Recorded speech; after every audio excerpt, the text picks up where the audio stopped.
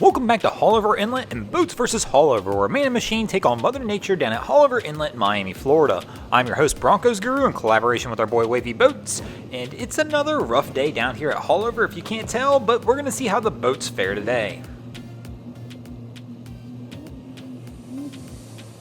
And it looks like our first contestants to do battle with Haulover Inlet today are going to show us what it's like when you have a wet ride coming through the inlet. Here, this crew on this ribbed vessel is just coming through a little bit too slow. They probably should have moved the crew that's in the bow of this boat back to the stern as well, and that might have helped just a little bit.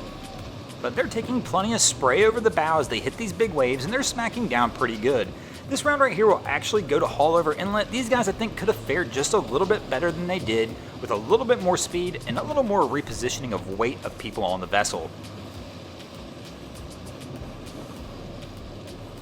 Our contestant in the second round is going to kind of be a familiar face. Not necessarily a familiar face and somebody we see coming through Haulover a lot, but man, these little whalers, I'll tell you what, we always seem to catch these things on film, and this is the familiar face I'm talking about. Watching a little Boston whaler come through Haulover Inlet on a rough day, but absolutely killing the inlet. Kind of like this crew right here, they're just going to quietly pick their way right through Haulover Inlet and make it in unscathed and pretty much take a win for the boats here in the second round.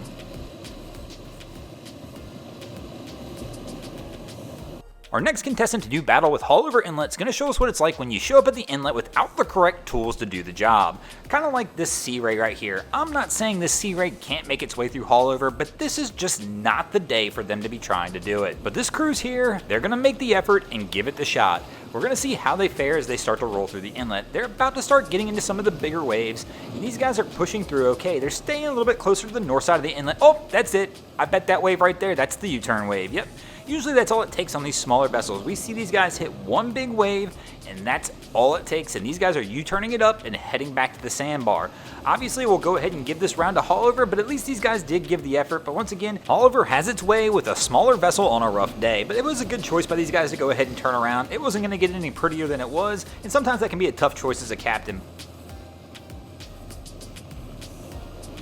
Our contestant in the fourth round is going to show us that you can't always come blasting through Haulover. You're not always going to have the vessel to do it, and sometimes Haulover is just going to be a little too rough. Don't get me wrong, that's why we're all here. We love watching these massive boats come hauling tail through Haulover on the rough days. But you've got to know your equipment, kind of like this crew does on this Robalo.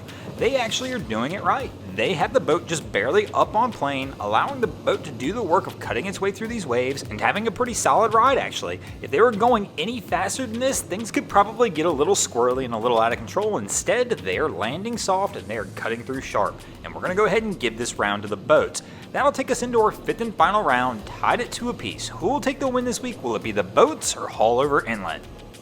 As we talked about from our last contestant, pace has a lot to do with how people fare, and if you're going too fast, things can absolutely get squirrely and Haulover, but if you're coming through too slow, well, you're going to take a pounding as well, kind of like this vessel's doing right here.